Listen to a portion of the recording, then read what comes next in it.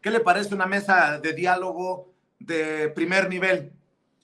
Ya está el maestro Francisco Paco Cruz, autor de García Luna, El Señor de la Muerte, periodista de larga trayectoria, junto al maestro Jaime Hernández, editor de La Jornada Sin Fronteras, en el gran periódico La Jornada, también corresponsal de muchos años allá en Estados Unidos. Creo que se ha armado una mesa de diálogo que creo que va a ser muy importante para la audiencia escuchar sus opiniones. Primero te saludo a ti, Paco, un abrazo, ¿cómo te va? Vicente, ¿cómo estás? Buenos días. Jaime, buenos días. Mira, nada más que día, ¿no? Dicen que no hay fecha que no se llegue ni plazo que no se cumpla, y se le llegó su fecha, se le llegó su plazo a Genaro García Luna, maestro Paco Cruz. Querido Jaime, también te saludo a ti, ¿cómo estás? Hola, querido Vicente, ¿cómo estás, querido amigo Paco? Querido amigo, ¿cómo están, amigos? Aquí, listos para darle. Oigan, pues antes de entrar con sus comentarios, sus opiniones, quiero decir que en cualquier momento también se incorporará el abogado César Gutiérrez Priego, amigo también, miembro de esta familia Sin Censura, porque si me permiten, empecemos con esto, Paco, Jaime. Escribió un hilo en Twitter que me parece muy interesante. Dice César Gutiérrez Priego: viene el juicio de Genaro García Luna y considero importante, lean este hilo. Se habla y critica de un proceso de utilizar a militares en funciones de seguridad pública. Se utilizan términos como militarización y militarismo, pero se olvida que en México no existe el servicio civil de carrera profesional como tal. Simplemente es letra muerta. Por supuesto que los militares no son especialistas en seguridad pública. Ellos saben de seguridad nacional, que no es lo mismo. Claro que el proceso de integración en la proximidad social, la cual es distinta en el uso de la fuerza con la seguridad nacional, es un proceso al que deben adaptarse y prepararse. Por supuesto que lo mejor sería tener un gran número de civiles profesionales y honestos que pudieran dirigir la seguridad pública, pero la realidad es que desde los tiempos de Luis Echeverría se apostó por utilizar al personal militar como coadyuvantes de la seguridad pública, y en los últimos 30 años se apostó por un grupo de especialistas jóvenes con ideas modernas y métodos en teoría de vanguardia para que se encargaran de la estrategia de seguridad en el país. Se apostó por continuar con esa supuesta profesionalización de la seguridad pública y del grupo de especialistas en seguridad pública civiles, y el resultado es que quien fuera el secretario de Seguridad Pública Federal y de la AFI está siendo procesado por delitos contra la salud, narcotráfico y lavado de dinero en los Estados Unidos, y que la mayoría de los supuestos especialistas civiles en seguridad pública han estado relacionados con este personaje, ya sea como subordinados, asesores o colaboradores, lo que hace que la mayoría de los supuestos especialistas en seguridad pública no sean opción para tener cargo en esta administración o cualquier otra. Hasta que no se resuelta la situación jurídica de García Luna y las personas ligadas con él, recordando que existen nuevas generaciones de jóvenes especialistas, estos no han tenido oportunidad para generar experiencia en puestos de importancia en la seguridad pública del país. Así que cada que se pregunten por qué se echa mano del personal de las Fuerzas Armadas, la respuesta es muy fácil. Los pocos civiles que se dedicaban a la seguridad pública del país con supuesta experiencia y currículum hoy están a la espera del juicio de la década, donde serán mencionados políticos, empresarios, periodistas, militares, marinos, gente de la sociedad civil que sabían, consintieron los delitos y omisiones en nuestro país por décadas. Así que hablen de militarización o militarismo, pero con la verdad, con los hechos, dice César Gutiérrez Priego, y me parece importante arrancar desde aquí, mi querido Paco Cruz, ¿cómo ves? Mira, Vicente, Jaime, yo iría incluso un poco más atrás que Luis Echeverría, ¿eh? En este país los civiles descubrieron muy pronto, en los 50, yo recuerdo quiero decir, después de las lecturas, y ya lo tengo bien documentado, los presidentes civiles, y con Adolfo Ruiz Cortines, Adolfo López Mateos, recurrieron a la militarización, al militarismo. Descubrieron pronto que tanto que ellos, primero Adolfo Ruiz Cortines, Adolfo el Viejo, propuso enviarlos a capacitar a escuelas de guerra a Estados Unidos y a Gran Bretaña, y con énfasis especial en el control de multitudes, en la inteligencia, la contrainteligencia. ¿Sí? Los civiles descubrieron pronto que el ejército podría ser, sin saberlo o mal utilizado, un garante del poder civil, y así lo usaron. Hay que recordar el sexenio de Adolfo López Mateos, Adolfo el Joven, sí, militares fueron responsables del asesinato de dirigentes civiles. Sí, y luego, bueno, pues con Díaz Ordaz ya ni decimos nada, ¿no? El ejército salió abiertamente a liquidar, asesinar. Y con Luis Echeverría, pues ya fue un caos. Pero mira, no nos quedemos ahí. También con López Portillo no se habla mucho de ese sexenio y los militares, pero López Portillo, después de que se habían suspendido, por ejemplo, los llamados vuelos de la muerte desde Puerto Marqués en Acapulco, López Portillo tiene documentados 30 vuelos de la muerte en el que desaparecieron en el Océano Pacífico por lo menos 300 víctimas. Es decir, el ejército o las Fuerzas Armadas siempre sirvieron como un parapeto al poder civil, de tal forma que nunca se preocuparon por preparar una policía civil de carrera. Jamás. Sí, fueron cada uno, mira, y se puede seguir incluso a Carlos Salinas de Gortari, después podemos brincar a Zedillo, como sin ninguna preparación sacó a la calle a elementos élite del ejército para involucrarlos en la lucha contra el narcotráfico. Y mira, así nacen los Zetas. Y podemos luego brincar a Calderón y a Enrique Peña Nieto. Es decir, hay una larga historia en la que nunca los presidentes civiles se preocuparon por formar una policía profesional, una policía civil. Mira, recuerden López Portillo, ¿a quién teníamos? Arturo el Negro Durazo Moreno. Todo el mundo sabía que era un criminal, sabía que era un delincuente, que era un narcotraficante, y lo usó López Portillo, no solo en labores policíacas, y no solo le delegó el control del narcotráfico y del crimen, lo que sería el crimen organizado, le delegó la desaparición de estudiantes, la desaparición de líderes civiles a través de la Dirección de Investigaciones para la Prevención y la Delincuencia. Es decir, nunca los presidentes civiles hasta Enrique Peña Nieto se preocuparon de preparar una policía civil de carrera. Los prepararon para robar, los prepararon para asaltar, de tal forma que la policía de Ciudad de México, que es la emblemática por el tamaño, porque es la capital del país, la policía se convirtió en la mayor mafia de este país. Lo digo, mira, con conocimiento de causa. ¿Sí? A partir de los 50 se creó la llamada hermandad, que no era otra cosa. Bueno, al principio fue algo bueno porque era una hermandad entre policías de la Ciudad de México y motociclistas de la Policía Federal de Caminos, que daban espectáculos y todo, pero después descubrieron pronto que podían robar, que podían asaltar, y se dio forma a la hermandad policíaca, que se convirtió en la mayor mafia de este país, el crimen organizado, que todavía funciona, todavía funciona, hay que aclararlo, porque luego puede haber malos entendidos. Se convirtió en la mayor mafia del país, así que nadie se preocupó, y hay que ir a los estados, a los municipios, está peor, y estuvo peor, así que nunca hubo preocupación. Por eso yo diría, hay que ir un poco más atrás, desde el momento en que los caudillos, sí, cedieron la presidencia de la República a los presidentes civiles.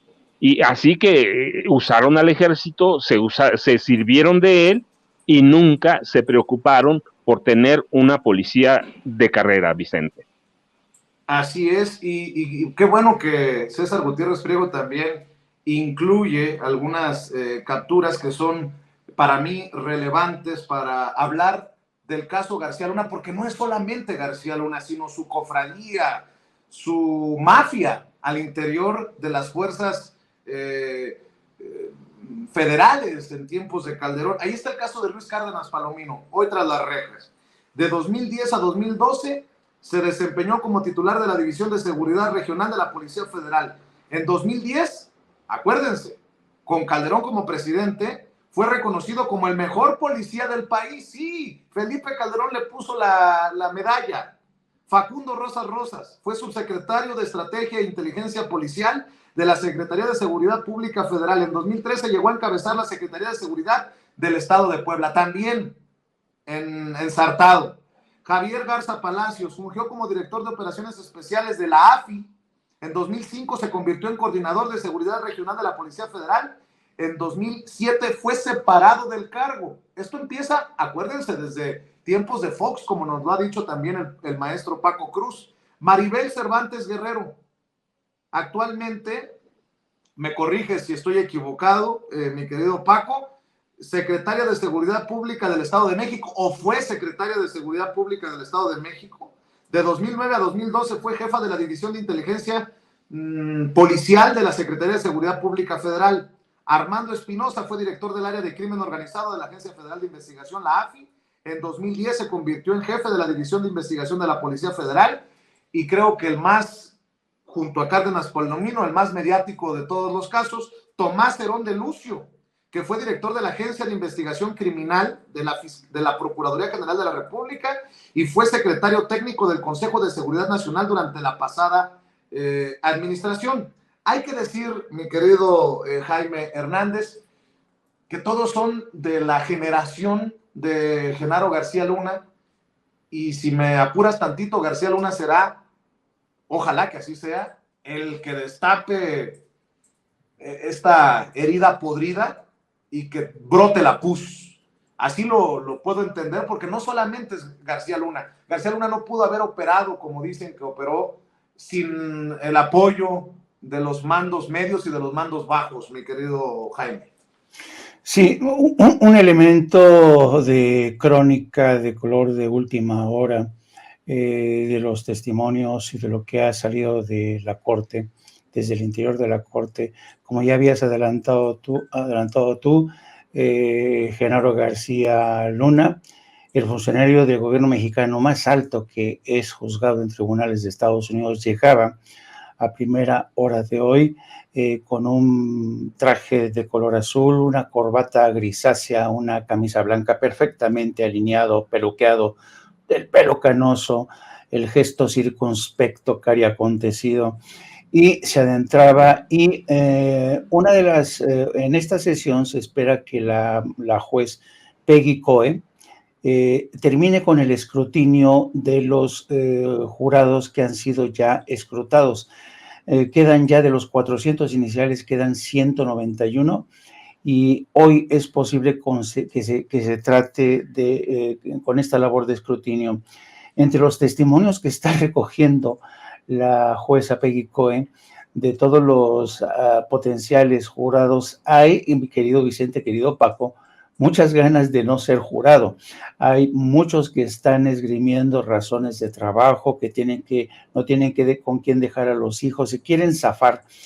Prácticamente muchas de estos 191 que aún restan, porque saben los jurados que están siendo todavía seleccionados que van a estar enclaustrados, no van a poder tener contacto con familiares, todos ellos se les va a resguardar, todos van a estar bajo el anonimato, así es que están haciendo muchos hasta lo imposible por no ser parte del jurado.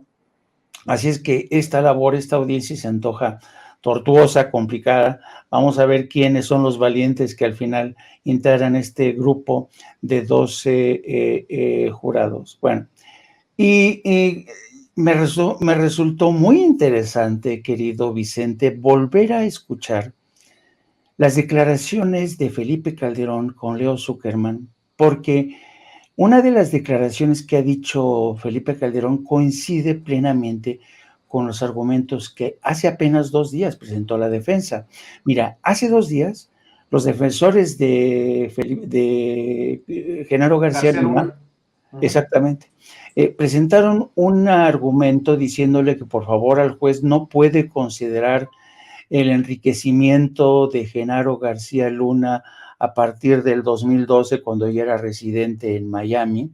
Yo no sé si Ceci nos puede hacer el favor de poner esta petición de última hora que presentó la defensa hace apenas 2 días, en la que le dice que por favor no tengan en cuenta las actividades ni el enriquecimiento de Genaro García Luna a partir del año 2012, cuando ya había dejado el cargo. Y entonces, pues, me llama la atención que esta es una de las peticiones que también ha manejado Felipe Calderón. Si vuelves a escuchar la grabación de Felipe Calderón con el argumento de que no puede ser tomada las actividades y el enriquecimiento de Genaro García Luna después del 2012, es muy interesante cómo ambos quieren cortar a partir del 2012 cualquier vínculo, cualquier lazo con el crimen organizado. Ya en anteriores ocasiones el juez Brian Cogan les ha negado esta petición, pero es interesante que sigan insistiendo en que no se tome en cuenta el enriquecimiento inexplicable de Genaro García Luna, incluso más allá del 2012. Es como si tú dijeras, bueno, ¿cómo se ha enriquecido Carlos Loret de Mola? Y que Carlos Loret de Mola te dijera, bueno, no, yo pido que por favor no se incluya mi último enriquecimiento inexplicable, donde pude haber comprado mi residencia en Valle de Bravo o algunos de los apartamentos más lujosos, ¿no? Quieren de alguna manera seccionar, tratar, es como si el dinero hubiera salido a flote después de esa fecha, donde ya pueden ser más descarados y mostrar todo el dinero que se robaron o todo el dinero que provino de los cárteles. Entonces, el juez Cogan ha ya respondido a anteriores peticiones como esta, señalando que, entonces, ¿ustedes creen que me voy a creer que el señor Genaro García Luna perdió contacto, ya no tuvo contactos con el crimen organizado? Así es que, pero me llama mucho la atención esta insistencia para que no se tomen en cuenta las actividades de, sobre todo, comerciales y movimientos bancarios de Genaro García Luna a partir del 2012. Hay también que decir que muchos saldrían embarrados incluso después de 2012 porque están todos los contratos durante el gobierno de Miguel Ángel Mancera a las firmas de seguridad de Genaro García Luna. Mi querido Paco Cruz, a ver, llévanos de la mano también tú, porque, bueno, ahí está la referencia, García Luna, el señor de la muerte, y esta posibilidad de que se convierta el que inicia hoy en el juicio del siglo. Mi querido Paco, échele. Bueno, mira, Vicente, lo primero, sí, la hermandad de García Luna viene desde que entró al CISEN. Yo tuve acceso, la vi, a una imagen cuando forma la hermandad. ¿Quiénes estaban? Algunos viejos colaboradores, y algunos los mataron por órdenes de él. Por ejemplo, estaban Víctor Gerardo Garay Cadena. Era una foto de 6 personas que conforman la hermandad inicial. Ya después se sumarían los otros, casi inmediato, pero después sí, que Víctor Gerardo Garay Cadena, que está vivo, que sigue, está escondido, no sé a dónde, pero está escondido. A Edgar Eusebio Millán Gómez lo mataron por órdenes de García Luna. Sí, Mario Barriga, que también está escondido por ahí, Joel García, el instructor que está escondido, a Benito Roa Lara, que era un payaso callejero y lo hicieron uno de los comandantes, uno de los intelectuales. Después se sumaron Luis Cárdenas Palomino, Maribel Cervantes Guerrero, que sí fue hasta 2020, fue secretaria de Seguridad del Estado de México. Estaban Ramón Pequeño García, Facundo Rosas, Armando Espino, el comandante Edgar Enrique Vallardo, al que también mandan matar, yo recuerdo, en un Starbucks por órdenes de García Luna, porque estaban peleando por $50 millones. Entonces la hermandad viene desde la época del CISEN, ¿sí? Desde entonces conforman una hermandad para apoderarse del crimen organizado, y están Iván Reyes Arzate, que fue condenado, se declaró culpable en Estados Unidos. Así que es una hermandad que viene desde entonces, y mira, sobre las solicitudes de hoy para no tomar en cuenta sus actividades después de 2012, cuando termina el gobierno de Calderón, recuerda, García Luna es un manipulador y un astuto nato, es un actor sin escrúpulos, es un seductor. Recuerda, mira, cuando lo arrestan en Texas y luego lo llevan por primera vez a comparecer, ya no era el hombre perverso, astuto, el que mandaba. Aparece un tipo sumiso, un tipo que nos quiere engañar, pero hay que recordar, él había construido un mundo aparte, un universo paralelo, y entonces es un actor que en este juicio nos va a intentar engañarnos también, bueno, no a nosotros, al jurado, ¿sí? A quienes vayan a ser los integrantes del jurado, pues va a sacar eso, es un hombre que aprendió, es un hombre muy astuto, cuya reputación creció y se consolidó después de ser educado por comandantes de lo que fue el servicio secreto en México. Es decir, es un hombre acostumbrado a engañar, acostumbrado a mentir, digo, sí, a seducir, sí, pero también es un hombre acostumbrado a engañarnos, que por lo que nadie lo vio nunca, mira, hasta que ya llegó con Martita Sagún en 2000, poco antes de 2000 llegó con ella, en 1999, y en 2000 se consolida su relación con ella. Él era el espía responsable del gobierno, él era el espía de vigilarla a ella. Es un espía nato, así que hay que acostumbrarnos a eso. Eso es lo que podemos o vamos a ver en el juicio, un hombre que nos va a engañar, un hombre que va a intentar engañar al jurado, un hombre que miente abiertamente y que tenía bajo su control, ya hablaremos más adelante, no solo a Carlos Loret de Mola o Raimundo Riva Palacio, dos monstruos del periodismo de este país, sino una lista completa que se distribuyó entre los agentes de inteligencia de la Secretaría de Seguridad Pública. Pero entonces hay que acostumbrarnos a eso, Vicente. Vamos a ver a un hombre que aprendió a ser un actor y que es especialista en inteligencia, en contrainteligencia, y que tenía una figura máxima que él respetaba, J. Edgar Hoover, y quería ser como él mismo. Qué interesante el tema del FBI, de los personajes estadounidenses en la idea, en la cabeza de Genaro García Luna. Hay que decir que no solamente se espera que salgan los nombres de periodistas chayoteados, o sea, maiceados, que recibieron lana de Genaro García Luna, sino también seguramente se hablará de los periodistas, periodistas que han sido perseguidos por García Luna. Está el caso de Anabel Hernández, más allá de la opinión que tengamos de sus declaraciones, de sus análisis, de sus columnas últimamente, pues Anabel Hernández siempre se ha sostenido que fue perseguida y amenazada por Genaro García Luna. Incluso recuerdo que a mí me confió que había descubierto un plan para asesinarla, y no es la única. Está el caso de Olga Warner, la autora de Felipe el Oscuro. La argentina Olga Warner escribió hace un rato en Twitter: Felipe Zamora, subsecretario de Derechos Humanos de la Secretaría de Gobernación, murió, o pone entre paréntesis y en pregunta, atentado, el 11 de noviembre de 2011, cuando el helicóptero se desplomó en Chalco. Tengo sus palabras grabadas en la memoria. Las amenazas vienen de García Luna.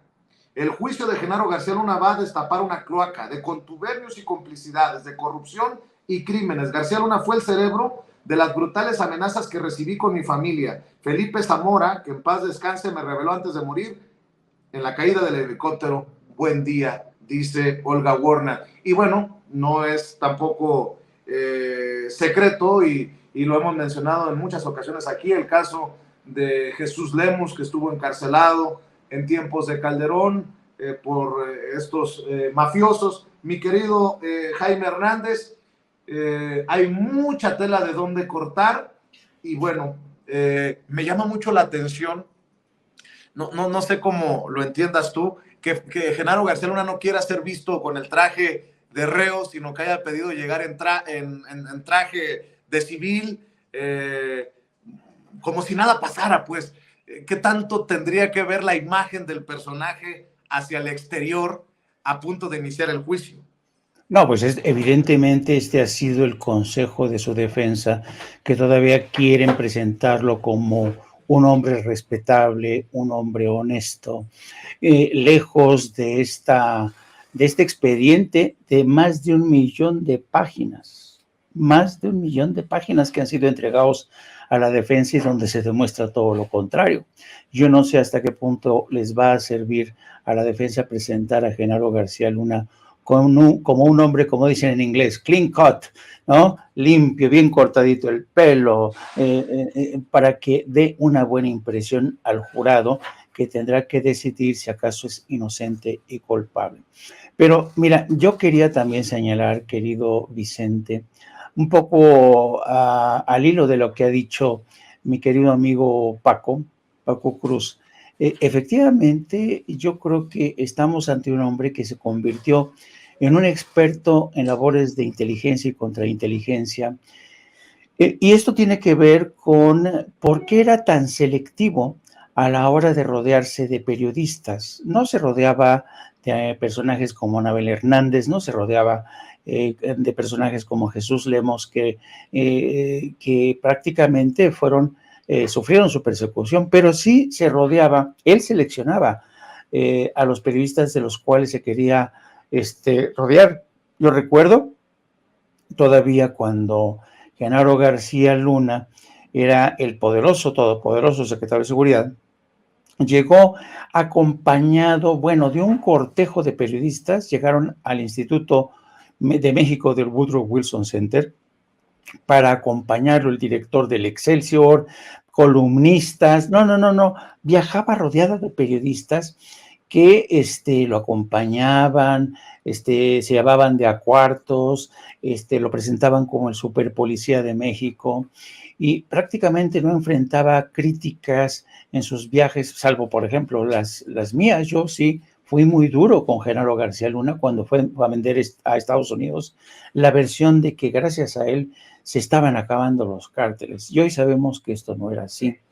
Hay que tener en cuenta otro factor muy importante, querido Vicente y querido Paco, que en este juicio, los medios de Estados Unidos no lo van a querer presentar así, pero la realidad es esta, que el hecho de que Genaro García Luna haya mantenido un cargo, uno de los cargos más importantes en México, bajo las narices de los servicios de inteligencia de la DEA y del FBI, ese es otro fracaso del Servicio de Inteligencia de Estados Unidos, porque no fue sino hasta el año 2019 que Jesús Zambada reveló que su hermano Ismael le había ordenado entregarle $6 millones a Felipe Calderón. No es cuando la gente de la DEA se le cae la quijada y dice, pero ¿cómo?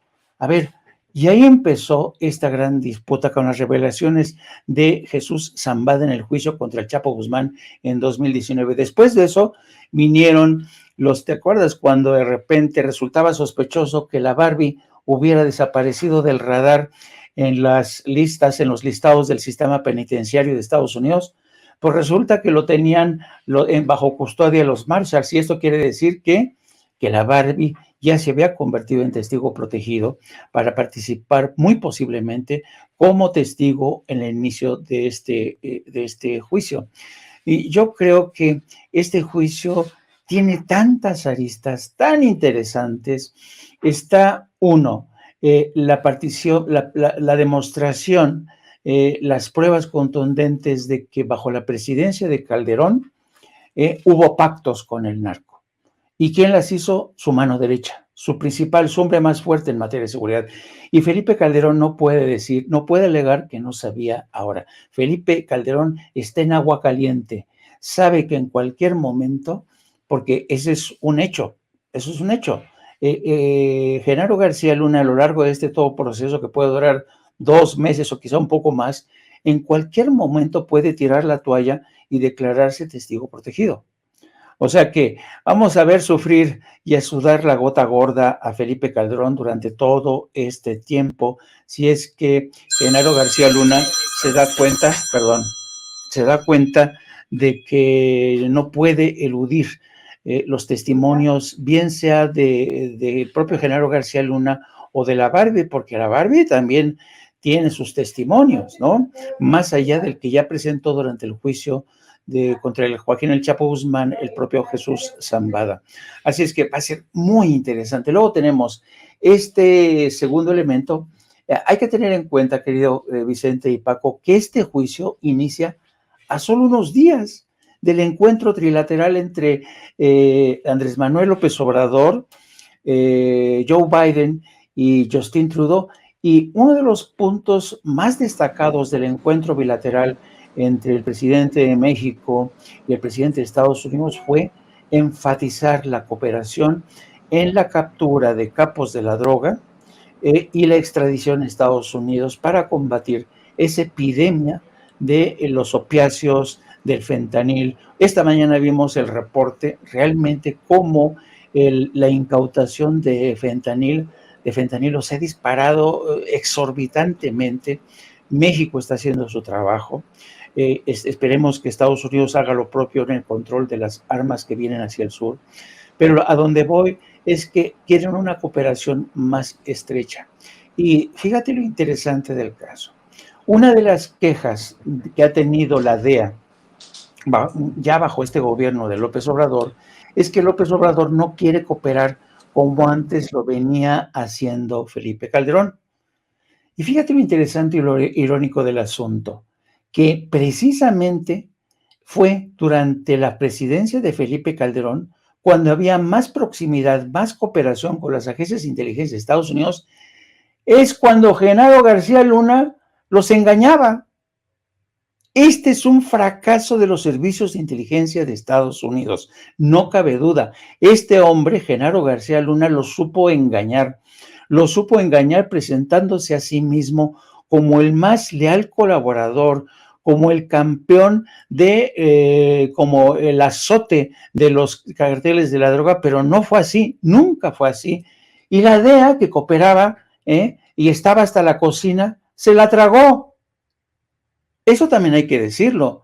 Claro. Y yo te apuesto que medios de Estados Unidos y de México no lo van a decir, pero eso es un hecho. Es un tremendo fracaso de los servicios de inteligencia de Estados Unidos dejarse engañar por el hombre que ellos creían era el máximo, el azote, la bestia negra de los carteles de la droga. Ese es un elemento a tener en cuenta.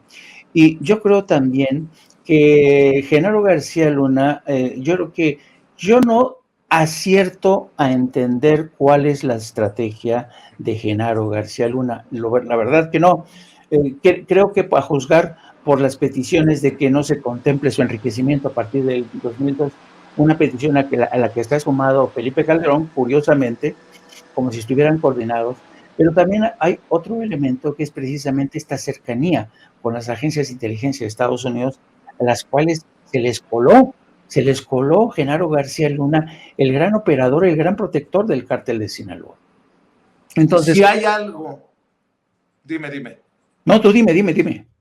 No, si hay algo que yo rescato de la columna del día de hoy de Carlos Marín, precisamente en Milenio, en donde hace una defensa asquerosa de García Luna y habla de una mala leche en la corte de Nueva York contra el ex superpolicía de Felipe Calderón, es esto de los alcahuetes. Y qué bueno que lo pone sobre la mesa el maestro Jaime Hernández, Paco, porque seguramente tú también tienes mucha información que has recabado y revisado para escribir García Luna, el Señor de la Muerte, porque pues García Luna estuvo en medio de esto de Rápido y Furioso y de los operativos para cruzar armas hacia Estados Unidos, dizque para identificar en qué manos caían, que fue un gran negocio para García Luna o un fiasco para ambos países. Y bueno, pues también está la posibilidad de que se confirme que Estados Unidos tiene intereses nunca amigos, hasta que no le sirvió o hasta que no convino, pues hay que darle en la torre a este personaje que lo tenían bien medidito, bien fildeado, diría el presidente Andrés Manuel López Obrador. ¿Cómo ves esta relación también de muchos alcahuetes del lado estadounidense? Porque cuántas veces hemos platicado, ¿no? Se habla de golpes al narcotráfico, se habla de narcos, se habla de cárteles, pero siempre del lado mexicano, como si en Estados Unidos llegara la droga y donde bajara el avión con la droga o llegara el camión con la droga, vinieran todos los consumidores a surtirse, ¿no? Y pues así no funciona la cosa, mi querido Paco Cruz. Mira, Vicente, yo lo hemos platicado, pero además eso es lo que escribo en mi libro. Desde finales de 90, Estados Unidos ya tenía elementos de que García Luna era un gran criminal, pero como dice, Estados Unidos tiene intereses, así que le sirvió mucho tiempo, que es lo que yo documento, pero mira, yo digo, no van a poner, ningún juez de Estados Unidos va a poner en la silla de las acusaciones, en el banquillo de los acusados, al sistema de Estados Unidos, porque así funciona. Y yo documento en el libro cómo Genaro García Luna no hizo con las autoridades de Estados Unidos más que aquello que hizo Arturo el Negro Durazo Moreno en la presidencia de López Portillo. El Negro Durazo colaboraba con todas las agencias de inteligencia y policiales de Estados Unidos, les daba información, lo premiaron, él aspiraba a ser presidente de México, a ser candidato presidencial. El presidente López Portillo lo hizo general a la palabra, es decir, ya habían colaborado hasta que no le sirvió, hasta que se terminó el sexenio de López Portillo, lo mismo habían hecho la DEA y todas las agencias policiales de Estados Unidos con Guillermo González Calderoni, el superpolicía de Carlos Salinas de Gortari. Tenía todo. Yo recuerdo, no sé cuántas veces entrevisté a Guillermo González Calderoni en la frontera, y conozco los operativos que hizo, conozco cuánto dinero se robaba. La DEA lo ayudaba en algunos operativos, por ejemplo, para matar a Pablo Acosta Villarreal, que es el gran maestro del Señor de los Cielos, que es el primer hombre que llevó droga en aviones a Estados Unidos desde México. Pablo Acosta Villarreal, el zorro del desierto de Ojinaga, que enseña a tres de los hermanos Carrillo Fuentes Amado, Cipriano y Vicente. Él los enseña. Guillermo González Calderoni, con ayuda de la DEA, con helicópteros de la DEA, lo caza en un rancho de Ojinaga, se queda con todo el dinero. Al final del sexenio de Carlos Salinas de Gortari, se entrega como testigo cooperante, como testigo protegido, y ya no le sirvió. Finalmente lo casan en McAllen, pero lo mismo hicieron, lo mismo hizo Estados Unidos, recuerda, con Manuel Antonio Noriega. Ellos le dieron todo el poder para traficar armas, le dieron el poder para controlar el crimen organizado en Panamá, y el día que ya no quisieron, lo fueron a invadir. Que no fue lo que hizo García Luna, no se quedó en México, se les fue a entregar solito. Si se quiso pasar de listo, como dicen en mi pueblo, se quiso pasar de vivo, y pues como no quería que lo agarraran, si se les fue a entregar. Entonces yo difiero un poco con Jaime en eso, porque eso es lo que documento, y esos son los documentos que vi. Desde fines de 99 ya sabían a qué se dedicaba García Luna, ya sabían lo que hacía, pero les sirvió. ¿Por qué? En eso tiene Jaime razón, porque él les abrió la puerta a la DEA. Mira, agentes de la DEA participaban en tortura de presos aquí en México en el sexenio de Felipe Calderón. Entonces tuvieron toda la puerta abierta, conocieron partes de la inteligencia de México, y claro, en el momento que ya no les sirvió, es el viejo dicho, Estados Unidos no tiene amigos, tiene intereses. Y mira, por otro lado, Vicente, además de eso, no, García Luna sí es un tipo capaz de matar no solo periodistas, no solo están los casos de Jesús Lemus, de Olga Ward, de Anabel Hernández. Mira, recuerda que está documentado, porque además lo platiqué con ellos, que él fue el responsable del atentado que le costó la vida a Ramón Martín Huerta el 21 de septiembre de 2005, el secretario de Seguridad de Vicente Fox Quesada, y en ese helicóptero cayó también el jefe de la policía, el comisionado de la Policía Federal Preventiva, José Antonio Bernal, visitador de la CNDH. Sí, está documentado. Todos los capos sabían que ese día, que aquel 21 de septiembre de 2005, iba a morir Ramón Martín Huerta, el secretario. Todo el mundo sabía que todo el mundo lo quería muerto, y que el responsable del operativo para matarlo era Genaro García Luna.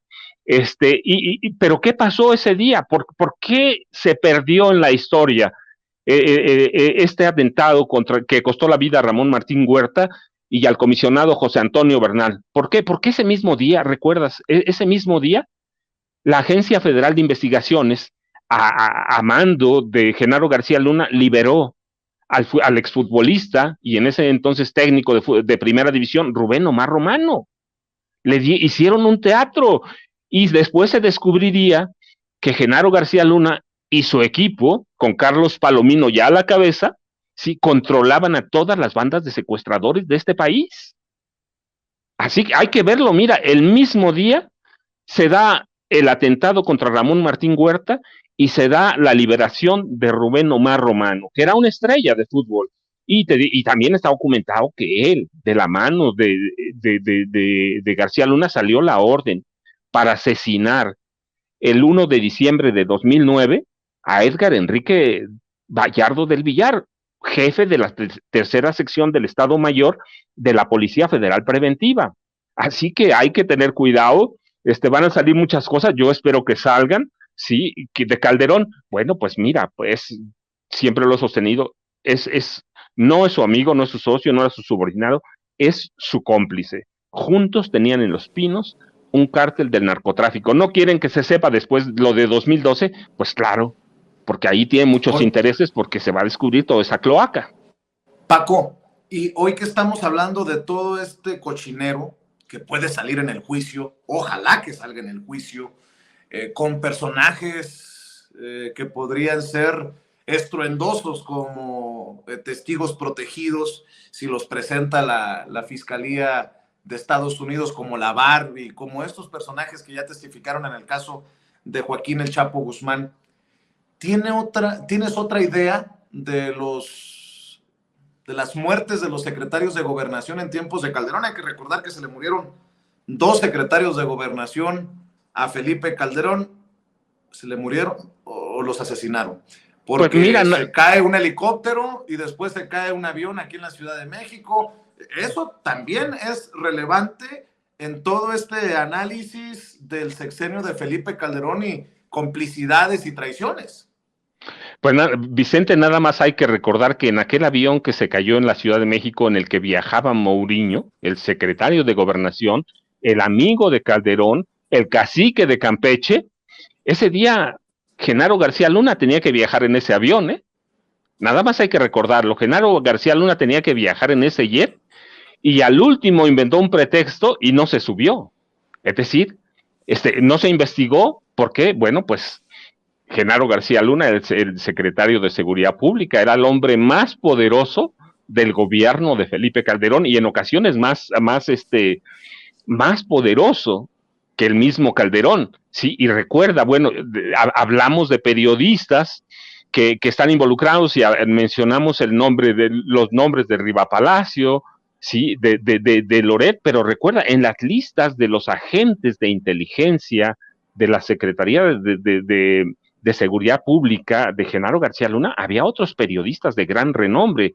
En los nombres, en las listas destacaban, y ellos les llamaban periodistas ilustrados, los nombres de Ciro Gómez Leiva, de Joaquín López Dóriga, de Óscar Mario Beteta, de Ricardo Alemán, de Pablo Iriart Lebert, de Jorge Fernández Menéndez, de Juan Ruiz Gili, de Carlos Marín, de Adela Micha, de Luis Soto, de Pedro Ferriz de Con, de Leonardo Curcio. Es decir, los agentes de inteligencia de Genaro García Luna tenían esos nombres en sus listas que eran los personajes a los que les entregaban la información que Genaro García Luna quería que se manejara, que ellos manejaran. Se las daba digeridas, se las daba todo, y a ellos los tenía apuntalados para lanzar su candidatura presidencial. Si hubiera funcionado,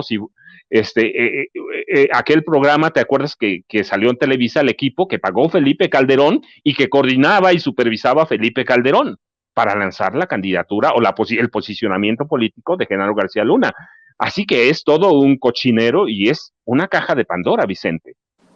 Así es, mi querido Jaime, estoy leyendo al corresponsal del periódico El País, después de escuchar el análisis del maestro Paco Cruz, estoy leyendo al corresponsal del periódico El País, que señala que acaban, o está previsto que en estos momentos, 12:30 del día, tiempo de la Ciudad de México, 1:30 de Nueva York, tiempo del este, regresen de un receso para la comida.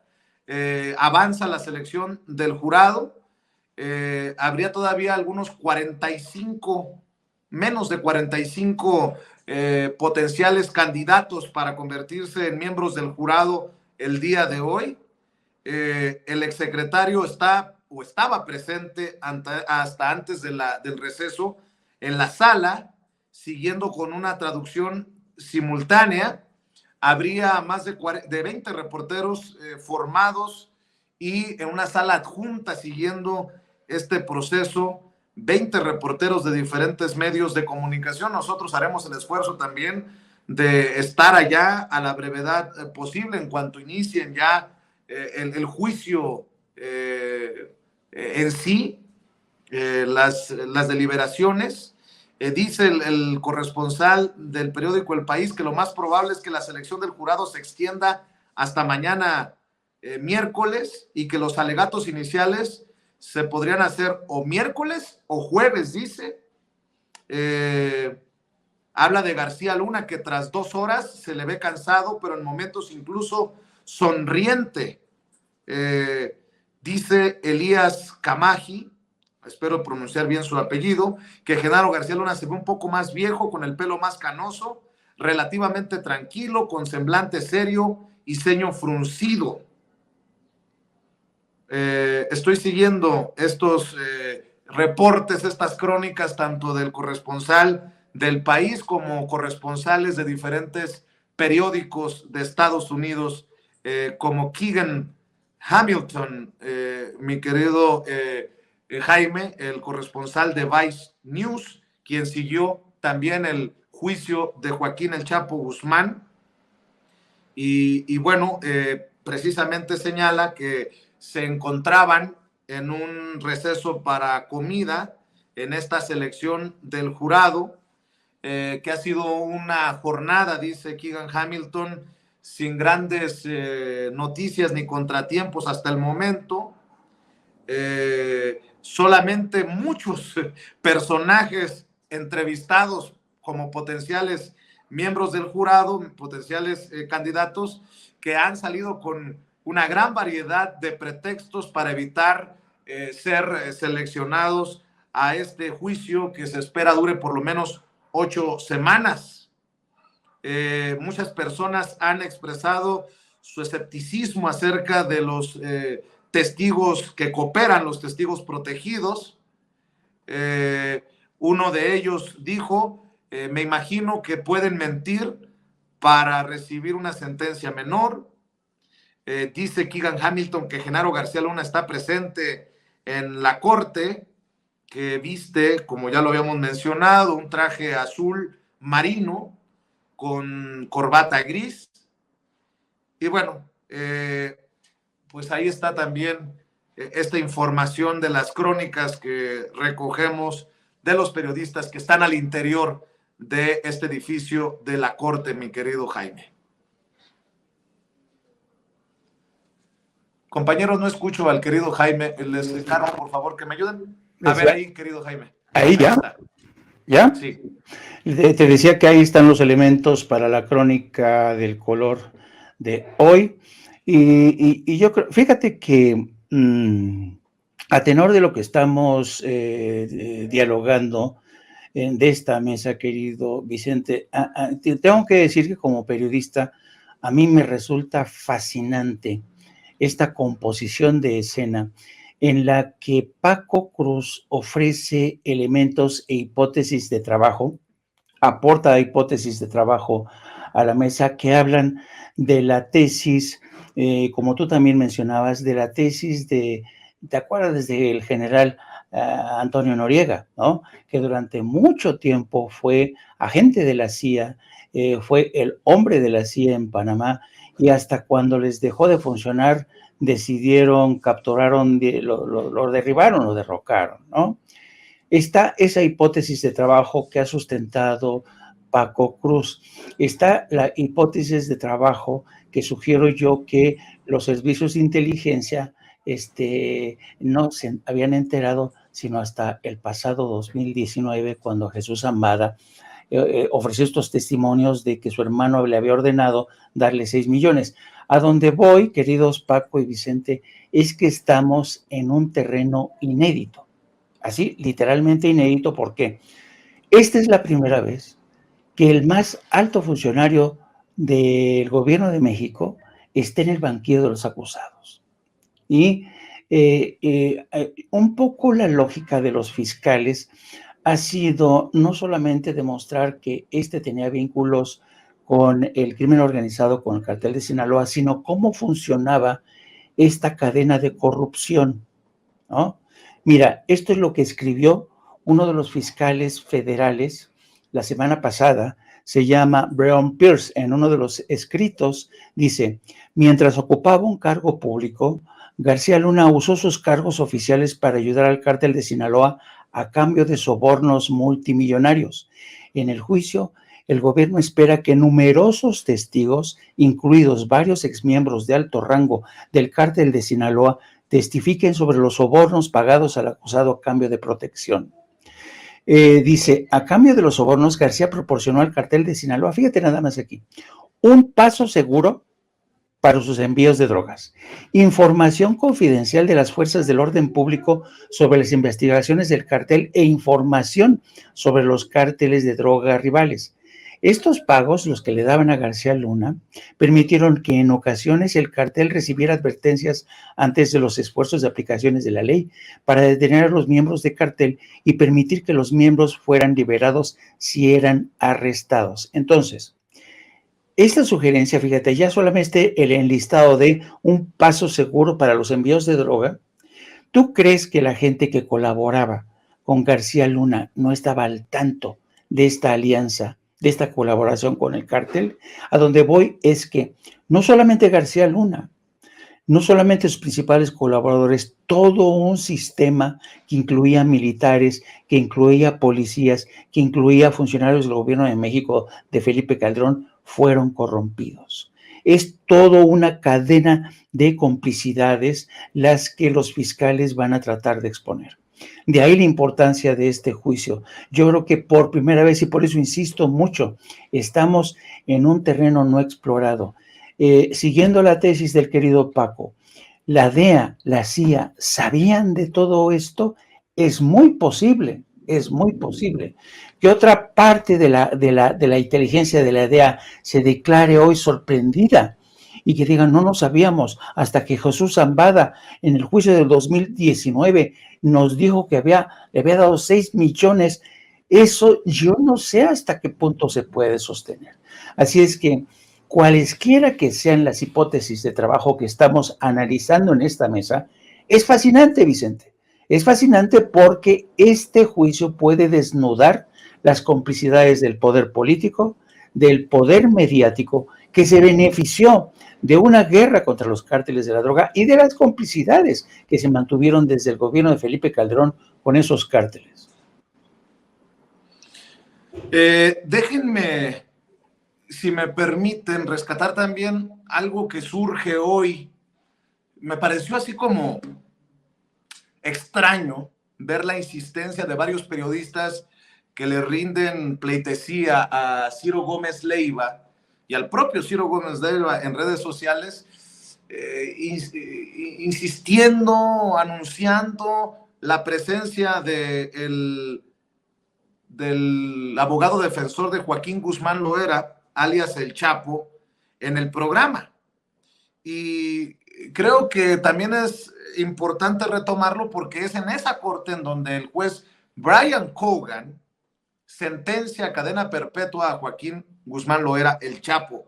No sé si me quieran dar su opinión, pero aquí están algunas declaraciones del abogado defensor que presenta esta petición del Chapo Guzmán al presidente Andrés Manuel López Obrador, a su gobierno, para que se rectifique lo mal hecho en tiempos de Peña Nieto, porque dice que está recibiendo un trato inhumano, un maltrato en la cárcel de máxima seguridad en donde se encuentra recluido en Estados Unidos. Vamos a ver y escuchar. Escrito que luchara por su regreso a México. Pero para conseguirlo se necesita una acción del gobierno mexicano. No es que usted pueda acudir hoy a un tribunal, a una instancia legal. No. ¿Necesita darse una acción del gobierno mexicano o no? No, necesariamente que se ocupa una acción. El derecho de acción es es la facultad potestativa que tiene el particular Sí. para acudir al Estado Sí. con un interés jurídico para que se le respete un derecho. Lo entiendo. En este caso, yo sigo siendo su abogado de Joaquín Guzmán, tanto en los procesos penales como en el procedimiento de extradición. Con ese carácter, yo voy a hacer un planteamiento a la Secretaría de Relaciones Exteriores con fundamento legal. ¿En qué? Un planteamiento legal, más allá de la carta. ¿Esa es la carta a Esteban Moctezuma? Bueno, la carta que se le... Bueno, ahí están declaraciones de José Refugio Rodríguez, abogado del Chapo Guzmán. Entre otras cosas, dice con Ciro Gómez Leiva: ante las condiciones degradantes que vive en una cárcel en Estados Unidos, Joaquín Guzmán le pide al presidente Andrés Manuel López Obrador que repare las violaciones del gobierno de Enrique Peña Nieto en su caso y busque los canales para que regrese a una cárcel en México. Joaquín Guzmán Loera le pide al presidente que ponga atención en las violaciones a derechos humanos que cometieron Enrique Peña Nieto y Luis Videgaray al extraditar. Hay que recordar que Luis Videgaray fue canciller, no solamente secretario de Hacienda. Al extraditarlo a Estados Unidos sin permitirle defenderse en México y que busque cómo reparar el daño. ¿Qué cosas? Esta carta, estas declaraciones en el día en que inicia el juicio contra Genaro García Luna. Mi querido Paco, tus impresiones, tus comentarios. Bueno, mira, en realidad el Chapo debió haberlo sabido desde antes. Él sabía a lo que se exponía, que hubo irregularidades, que no se respetaron algunos derechos. Puede ser, pero la cuestión es que son también temas políticos que no va a dirimir el gobierno de Estados Unidos en este momento. El Chapo es una de sus mayores presas de captura y de condena de México. No creo que lo vayan a hacer. El Chapo puede hacerlo, sí, pero él sabía desde que escapó de Almoloya, desde que montó todo el espectáculo que hizo, él sabía las condiciones en las que estaría en Estados Unidos si lo llegaban a llevar. Sabía que Peña no se iba a arriesgar a tenerlo aquí. Es decir, Peña tenía bases legales como Luis Videgaray para enviarlo, y lo enviaron. ¿Puede pelearlo? Sí. ¿Se lo van a conceder? No. Así de sencillo, Vicente. No se lo van a conceder. Él puede seguir peleando. ¿Condiciones duras? Pues sí. Es un preso de mucho peligro. Lo demostró. Es un preso que es un trofeo y que así, políticamente, no se lo van a dar. Lo puede pelear, lo va a pelear siempre, pues sí, pero no se lo van a dar. Lo puede pelear el presidente, seguramente, si el abogado lo dice, debe haber algunas bases, pero yo creo que en este momento no hay condiciones y el presidente no lo va a hacer. En el marco del arresto, en la recaptura de su hijo, Ovidio Guzmán López, ¿tiene algún otro sentido, alguna otra lectura que se pronuncie de esta manera Joaquín Guzmán Loera desde Estados Unidos a través de su abogado? Y mira, yo no le veo la relación. Ya es un caso juzgado. El del Chapito es otro. Yo lo dije y lo comentamos. Para mí tiene más que ver una política del ejército mexicano que había sido ridiculizado.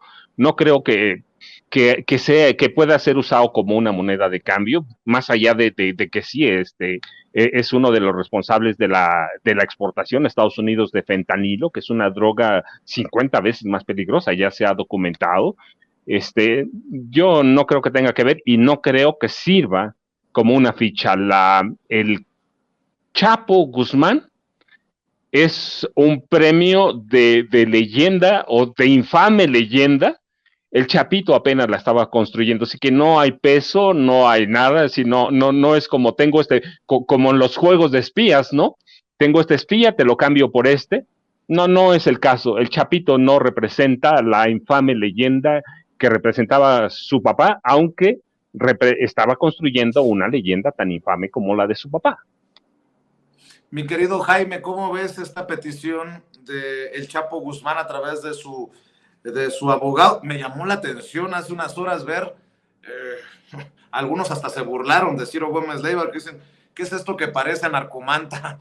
Pero en Twitter dice, Joaquín El Chapo Guzmán le manda un mensaje al presidente López Obrador desde una cárcel de máxima seguridad en Colorado, Estados Unidos. Estará en el estudio por la mañana, dice precisamente Ciro Gómez Leiva. José Refugio Rodríguez, abogado de Joaquín Guzmán, con este mensaje. Pues al presidente, de hecho, le preguntan al final de la mañanera, ya sin micrófono, cuando se está retirando, y dice que no tiene todavía información, que no se puede pronunciar. Seguramente será un tema que aborde, por que entendemos cómo se manejan los temas en la mañanera, el día de mañana, por ejemplo, mi querido Jaime. A mí ya, francamente, de Ciro Gómez Leiva puedo esperarlo todo. Yo creo que Ciro Gómez Leiva se ha dado cuenta que hacerle el caldo gordo a los cárteles de la droga, entrar en su juego de victimismo, sí vende, tiene ratings, ¿no? Pero yo coincido con el análisis que ha hecho Paco. Yo creo que, a ver, se acaban de fugar en Ciudad Juárez 30 presos, ¿no? El historial de fugas casi cinematográfico del Chapo no contribuye literalmente a la causa que ahora presenta el abogado con Ciro. Es decir, no va a haber, están soñando. Estados Unidos no confía en el sistema penitenciario ni en el sistema de justicia de México. Así es que pedir no empobrece, pero evidentemente, como dicen los gringos, este es un wishful thinking, un brindis al sol, un deseo nada más, que le dé cabida, que le haga eco Ciro Gómez Leiva. Eso es lo que yo encuentro un tanto penoso, ¿no? Patético incluso, porque es evidente que tú pregúntale a cualquier mexicano, que si creen que Ovidio Guzmán es mejor que se quede aquí o que se vaya a una cárcel de Estados Unidos.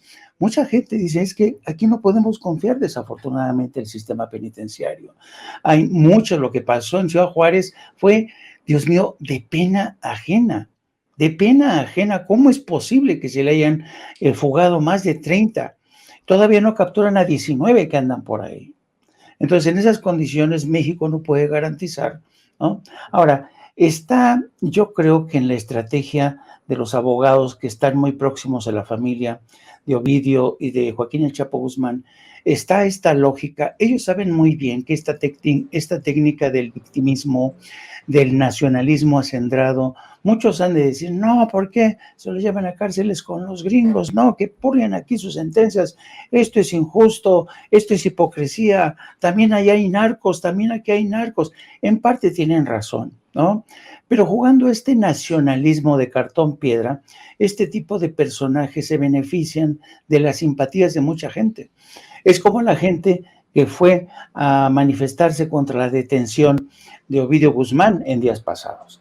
Entonces, mientras México no tenga garantías de que su sistema penitenciario es seguro, que su sistema judicial no está plagado de jueces que se venden al mejor postor, yo lo veo completamente complicadísimo, como dice el maestro Paco Cruz, que esta petición se produzca. Así es que no, creo que estamos ante, no hay vuelta atrás, porque incluso el presidente de México sabe bien que el sistema penitenciario mexicano necesita ser pues modificado, cambiado. Esta mañana volvían hablar de este tema, de cómo el sistema penitenciario, a pesar de los cambios que se han introducido, pues sigue teniendo un alto nivel de riesgo de escape, de corrupción, de introducción de drogas, de introducción de armamento, las famosas celdas VIPs. Entonces, en ese contexto es muy complicado, querido Vicente. Así es, y ya más adelante, en lo que nos queda del programa, vamos a hablar con Toño y con nuestros amigos sobre Lozoya. Nuevamente le aplazaron la audiencia a Emilio Lozoya, que se extiende esa agonía. Hoy se suponía que la fiscalía lo iba a imputar o le iba... hoy se suponía, a ver, déjenme nada más revisar para no cajetearla, se tenía programado que hoy la fiscalía lo acusara por el caso de Brecht, por el caso que se le busca que se le impongan 46 años y medio de prisión, y un juez federal volvió a aplazar ahora hasta el 10 de marzo a las 12:15 la audiencia, pero bueno, harina de otro costal, nada más abonando a todo este diálogo. ¿Por qué no, si me permiten decirles, creo que la audiencia de Sin Censura, así como yo, hemos apreciado, siempre lo apreciamos, pero sobre todo hoy, una mesa como la que tenemos con ustedes, Paco, Jaime, con opiniones de compañeros, de amigos, de colegas a los que apreciamos, admiramos, respetamos, y creo que se tiene que repetir esta mesa, y no va a ser una vez más ni 2 veces más. En estos 2 meses nos dará para mucho el caso de Genaro García Luna, y espero que nos dé mucha carnita, porque de esa manera se confirmará que está cantando. Pero a ver, por el momento, ¿por qué no cerramos con alguna reflexión? ¿Qué le dejan a la audiencia de Sin Censura estas cerca de 21,000 personas conectadas en estos momentos en vivo y en directo en nuestros espacios, en nuestras trincheras?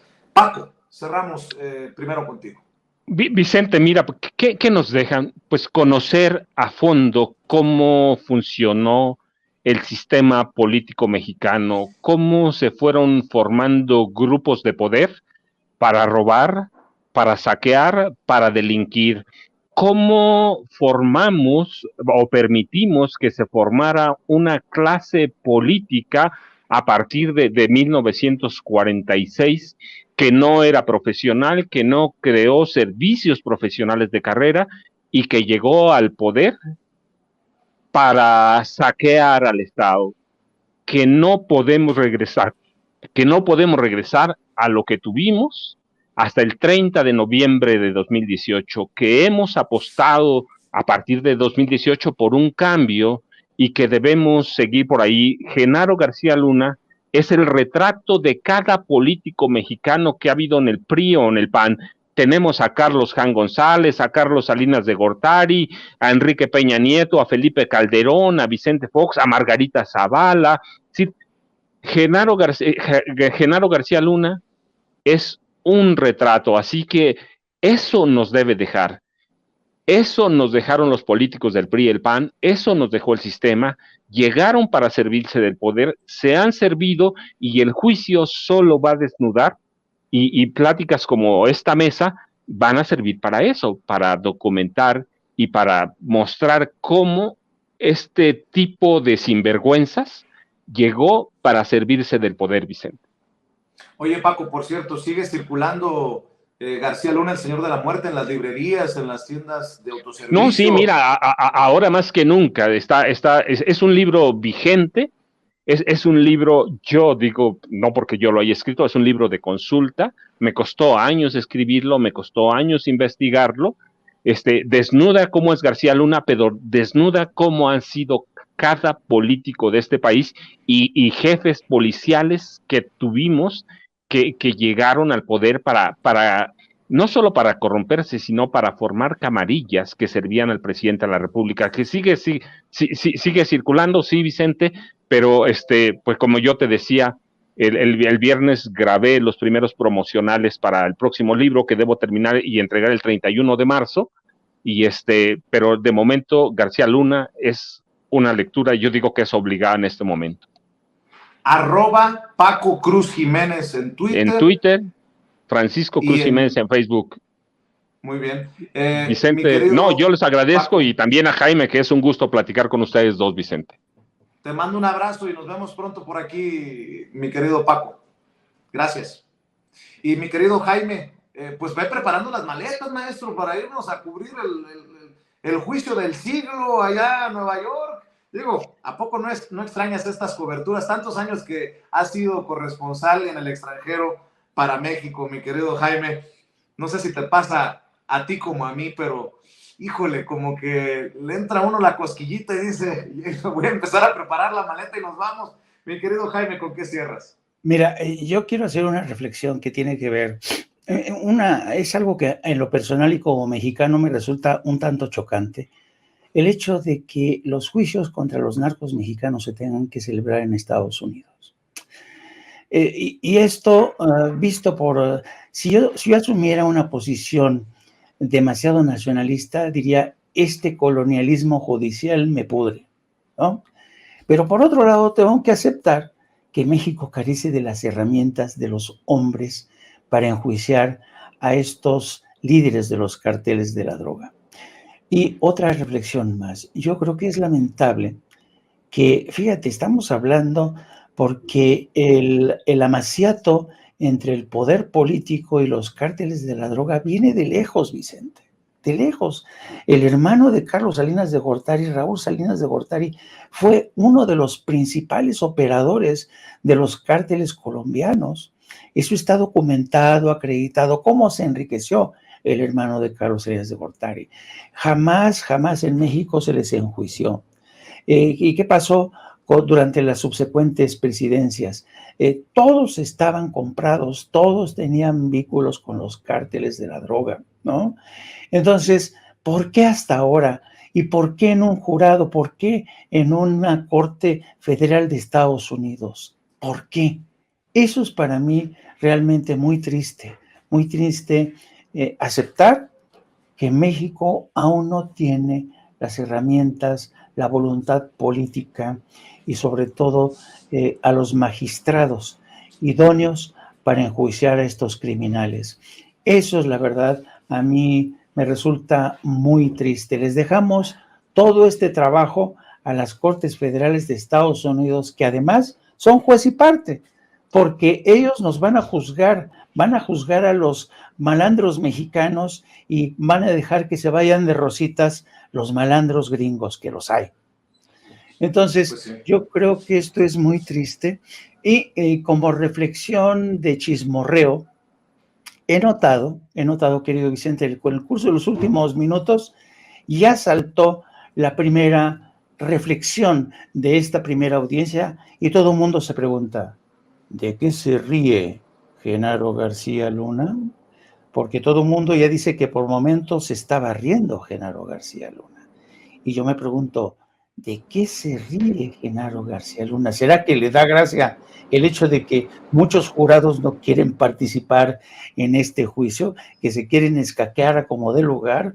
¿O será que se está riendo porque sabe que pueden salir de la coladera toda una mierda de complicidades?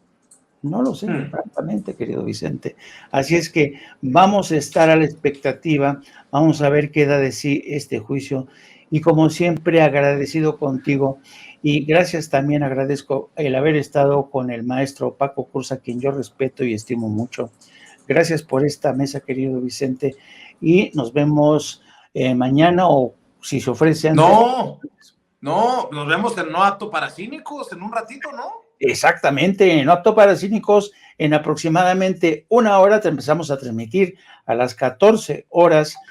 Apúntense, por favor, súmense a No Apto para Cínicos. Transmitimos todos los días de lunes a viernes a partir de las 14 horas. Síganos también a través de nuestras redes sociales, @JaimeJourno, y también en nuestro espacio en La Jornada Sin Fronteras, de nuestro gran periódico La Jornada. Un abrazo, querido Paco, querido Vicente. Gracias, maestro, el maestro Jaime Hernández. Oye, dime. ¿Qué? ¿Echamos los calzoncitos en una bolsa, aunque sea de esas de súper, y nos subimos al avión o qué? Órale, ya ves.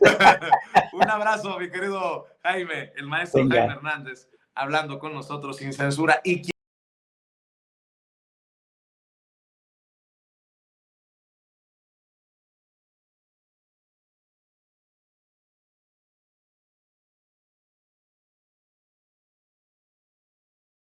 programón, de los programas que disfruto, es el querido Kurt Harvard, periodista independiente, columnista en la revista Sentido Común, escribe para Jacobin en Estados Unidos en inglés y orgullosamente miembro de esta familia sin censura. Mi querido Kurt, antes de darle la bienvenida a Lina Duarte, nuestra corresponsal, el tema que nos vas a plantear está... Híjole, para dejar la víbora chillando. Estás investigando a estos que manejan la revista Index on Censorship, a la directora, estos que nombraron al presidente Andrés Manuel López Obrador tirano del año. Y está saliendo mucha cochinada, me dices, entre más escarbas, más basura. Cuéntanos, Kurt, buenas tardes. Muy buenas tardes, Vicente, a toda la auditoría. Sí, esto parte de la investigación que estoy realizando en este momento. Está muy caliente, pero como vieron hace algunos días, una organización británica llamada el Índice sobre la Censura, el Index on Censorship, nombró a AMLO el tirano del año, ¿no? ¿Qué no pensaríamos? Bueno, otra de estos ONGs ahí, otro de esos ataques que hemos visto 1000 veces y que vamos a seguir viendo, ¿no? Pero indagando más, ¿no? Descubrí algo muy interesante, ¿no? Que la directora de esta organización se llama Ruth Smith, ¿no? Miembro del Parlamento ahí de Gran Bretaña, ¿no? Y no cualquier miembro del Parlamento, ¿no? En los cables de WikiLeaks, ¿no? Estoy hablando ya de del año ya 2009, ¿no? Smith está mencionado ahí como strictly protects en un cable del gobierno de Estados Unidos, es decir, proteger estrictamente, ¿no? ¿Qué quiere decir eso? Bueno, parece que Smith, en este cable diplomático de Estados Unidos, si ellos están diciendo que hay que protegerla, es porque de alguna forma es un informante del gobierno de Estados Unidos, ¿no? ¿Por qué no? Aparecería en esos cables de WikiLeaks como strictly protect. Ahorita después de esta intervención voy a hacer un hilo en Twitter para que vean el documento, para que vean el cable y para que lleguen a sus propias conclusiones. Pero es muy interesante que está mencionada ahí Ruth Smith como strictly protect ahí, ¿no? Esto por un lado, ¿no? La segunda cosa que mencionar es que Smith fue uno de los miembros del Parlamento que fue crucial en la campaña para destruir a Jeremy Corbyn, que fue el jefe de la oposición entre 2015 y 2021. Obviamente, pues, a la izquierda, ¿no? Del partido. Y pues fabricaron un caso de antisemitismo, ¿no? Tachando a Corbyn de antisemita, ¿no? Y además hay que decirlo, Kurt, amigo del presidente Andrés Manuel López Obrador. Gran amigo. Una y otra vez gran amigo del presidente López Obrador, que siempre lo ha respaldado. Además, la esposa de Corbyn es mexicana y pues tienen muchos vínculos con la comunidad aquí en México, en toda América Latina. Corbyn lleva años propagando la libertad, ¿no? De expresión y muchas cosas y apoyando movimientos de izquierda en todo el continente. Smith fue uno de cabal de miembros del Parlamento que fabricó, inventó de que era un antisemita, ¿no? Y usó eso para destruir a Jeremy Corbyn. Y así hacer que el Partido Laborista perdiera la última elección y ahí destruyeron la carrera de Corbyn, y hasta ahora Corbyn ni siquiera ha sido readmitido como miembro del Parlamento para el partido. Ahora está como independiente por campaña constante para destruir a Corbyn y asegurarse de que ningún candidato de izquierda jamás vuelva a surgir como posible jefe de este partido, ¿no? Otra cosa para mencionar es que Index on Censorship, esta organización, según el periodista Max Bloom de Estados Unidos, está apoyado por, sorprende, National Endowment for Democracy, NED, ¿no? The National Endowment for Democracy. ¿Cómo conocemos National Endowment for Democracy? Bueno, es este mismo organismo público de Estados Unidos que junto con USAID apoya a Claudia X González aquí, a través de Mexicanos contra la corrupción y la impunidad. Entonces, es muy, muy sospechoso que estamos ante un organismo que nombra a AMLO tirano del año, que primero, cuya directora es un informante aparentemente de Estados Unidos a través de estos WikiLeaks. Segundo, esta misma directora fue crucial en la campaña contra Jeremy Corbyn para destruirla, ¿no? Tercera, que este organismo, según Max Blumenthal, también es apoyado por el National Endowment on Democracy, que es esta misma organización que apoya aquí a la oposición mexicana. Entonces, es muy importante indagar, excavar, ¿no? Cuando vemos estos encabezados que la prensa aquí repita como pericos, y a ver quiénes están atrás. ¿Quiénes están detrás de esto? ¿Cuáles son las motivaciones? Y aquí vemos algo que está muy sucio, muy turbio.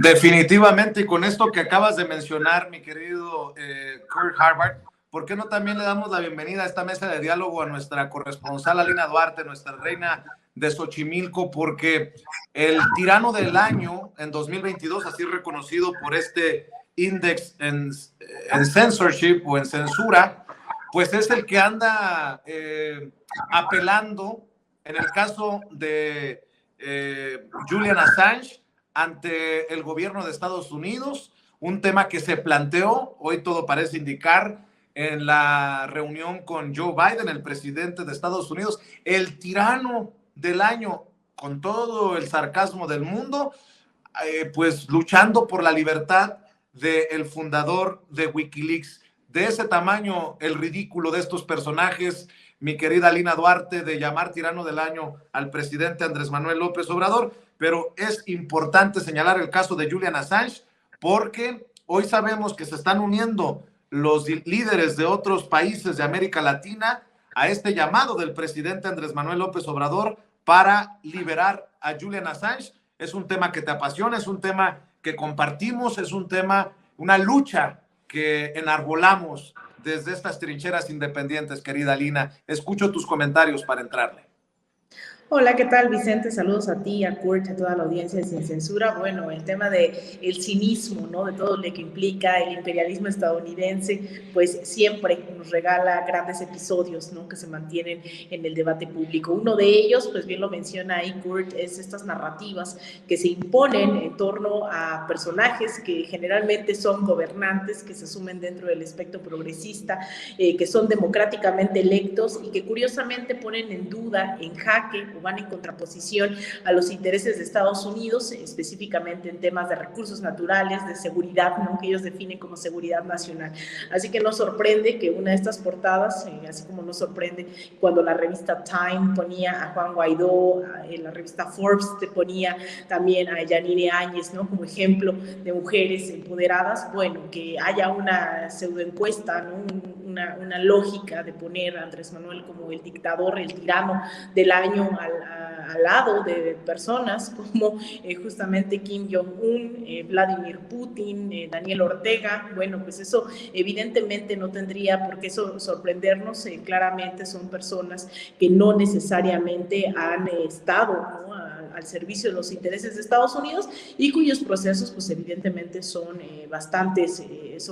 bastante particulares, ¿no? Cada uno de ellos tiene sus propias lógicas, pero bueno, ahí nos sorprende. Y por otro lado, pues ahí cuando se habla de esta democracia, cuando se habla de libertad, de derechos humanos, pues curiosamente no se retoman casos ejemplares de lo que no tendrían que estar haciendo los gobiernos, y uno de ellos pues es el caso de Julian Assange, un periodista australiano nacionalizado ecuatoriano, juzgado por detenido por el gobierno británico y pidiendo la extradición bajo una ley, una acta, ¿no? de espionaje en contra de un periodista, lo cual jamás había ocurrido por parte del gobierno de Estados Unidos. Todo eso configura pues evidentemente una violación fragante a los derechos humanos, al derecho internacional, y algo que llama la atención es como justamente incluso desde estos gobiernos que se asumen de izquierda, disidentes, progresistas, pues se está impulsando una agenda por la liberación de un periodista que hoy más que solamente un periodista representa mucho, ¿no? Esa libertad de expresión, esa libertad en contra, la libertad de publicar y que va en contra de los intereses de Estados Unidos, ¿no? Que en nombre de la libertad, la democracia, mandan a bombas, asesinan periodistas, a la población civil, que tanto dicen que van a ir a rescatar como si fuesen el soldado Ryan. Entonces, ver que el gobierno mexicano hoy está encabezando una lucha por la liberación de Assange es algo ejemplar, es algo bastante pues importante, ¿no? Para las y los periodistas del mundo, y especialmente del gobierno mexicano, que sabemos pues los ataques contra los periodistas pues continúan, ¿no? Entonces creo que es un gran mensaje también en ese sentido de saber que ahí al menos hay interés de esta administración de pugnar por generar condiciones para las y los periodistas que sabemos en mayor o menor medida siguen siendo atacados en México, siendo asesinados también por generalmente son miembros de medios de comunicaciones locales, ¿no? Que cubren el narcotráfico, autoridades locales y estatales. Entonces bueno, eso es muy importante, y ahora también con estas fotos que se revelan en internet, que teníamos ahora en pantalla, en redes sociales más bien, que tuvieron este encuentro miembros del equipo de Wikileaks, este sitio fundado por Julian Assange, se reúnen con el presidente López Obrador. Ahí dice, tuvieron una reunión productiva con el presidente mexicano, pues antes de que se celebrara la reunión, la cumbre con Biden, para discutir el tema de Assange y la amenaza a la prensa libre, ¿no? Ahí es algo que pues obviamente Wikileaks representa, y alguien que dicen pues se ha pues levantado también la voz constantemente, son una serie de tweets de Wikileaks, ha sido pues el presidente López Obrador. A través de una entrevista, Vicente, también han dado a conocer que en esta reunión pues forma parte de una gira, digámoslo así, por la libertad de Julian Assange en toda América Latina. Ya hay el compromiso de varios presidentes latinoamericanos, señalaban en la entrevista con La Jornada, insisto, que están dispuestos a poner esto sobre la mesa, a pronunciarse de manera conjunta, a través pues del contacto justamente con miembros pues sobre todo con la familia de Julian Assange y también del equipo legal. He estado en comunicación con ellos, pues también adelanto que es justamente algunos de ellos pues son el presidente Gustavo Petro, el presidente Lula da Silva, quienes también estarán pronunciándose próximamente, ¿no? En este caso ha habido una coordinación ya internacional al respecto. Entonces, bueno, ahí no puedo adelantar más, pero sí decirles que la verdad me genera muchísima emoción ver que hoy el continente se está levantando, ¿no? Por la libertad de un periodista que ha sido perseguido, que es como el castigo ejemplar de Estados Unidos, ¿no? En lo que no tenemos que hacer, que es revelar lo que están dispuestos a hacer, sea a través de la Net Foundation, sea a través de Atlas Network, sea a través de casos, ¿no? De persecución o golpes de Estado. Yo creo que esto también es un gran tema para las y los periodistas, el seguir levantando las banderas, y yo celebro que evidentemente Sin Censura ha estado en esta lucha, que ha acompañado también el tema de Julian Assange. Eso es algo que también pues la familia, tanto John Shipton como Gabriel Shipton, el hermano y el padre de Julian, pues tienen bastante presente, ¿no? Que hay medios de comunicación combativos aquí en México que están siempre con las puertas abiertas para poner esto a debate. Así que bueno, yo creo que el tema de Assange y que México siga enarbolándolo, pues va en beneficio no solo de la imagen del gobierno mexicano, sino por la lucha de las y los periodistas alrededor del mundo, Vicente. Y en ese sentido, mi querido Kurt, tengo entendido que ya conseguiste el cable de Wikileaks, ya que estamos hablando de Julian Assange. No sé si quieras compartir tu opinión. Dice el equipo de Wikileaks que el presidente Andrés Manuel López Obrador, así lo reconocen, fue el primer líder del mundo en pronunciarse a favor de la liberación de Julian Assange. Y en la locura, ¿no? Durante las actividades militares en tiempos de Obama, se le concede el Premio Nobel de la Paz a Barack Obama, y mientras el presidente Andrés Manuel López Obrador va y da un discurso por la paz en la ONU, habla de liberar al fundador de Wikileaks, le reconocen como tirano del 2022. Las locuras de estas cosas en nuestro mundo. Pero me decían que ya tienes el cable de Wikileaks precisamente para exhibir al personaje del que nos hablabas detrás de este Index on Censorship, que distingue tristemente, groseramente al presidente como el tirano del 2022, Kurt. Sí, ahí está el documento de Wikileaks del gobierno de Estados Unidos. Es un informe sobre lo que estaba pasando en la política del gobierno de Gran Bretaña en este momento. Si bajan al punto 5, está enumerado ahí, ¿no?